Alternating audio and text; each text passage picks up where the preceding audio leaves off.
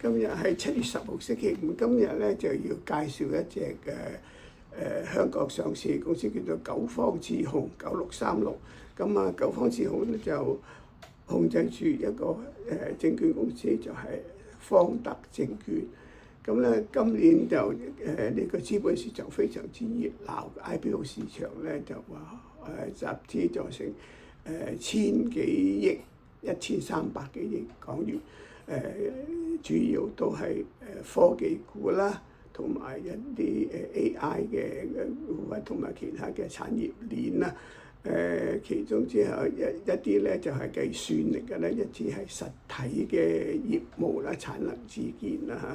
嚇。咁就九方智控嘅旗下嗰個方德證券咧，就係進行咗一系列嘅積極嘅實質性嘅投入嚇。佢個喺上環核心嘅金融區咧，有個規模領先嘅證券行旗艦店。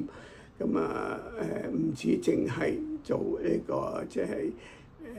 係免佣嘅交易，咁啊亦都係咧用AI 技術為核心，再強調資訊整合同埋即時嘅推送嘅能力咧，配合持牌投資者咧一對一嘅專業服務，係讓投資者數據支持之下咧作出更具系統嘅決定啊。例如好似其 AI 持倉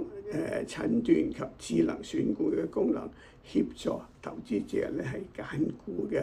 咁啊，亦都配合佢自己團隊嘅研究成果咧，就會令到嗰個即係投資者更有效率啦嚇。咁就而家方德證券亦都除咗零售後之外，亦覆蓋咗企業嘅 ESOP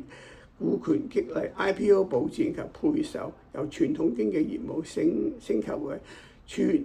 鏈條財富管理嘅服務平台。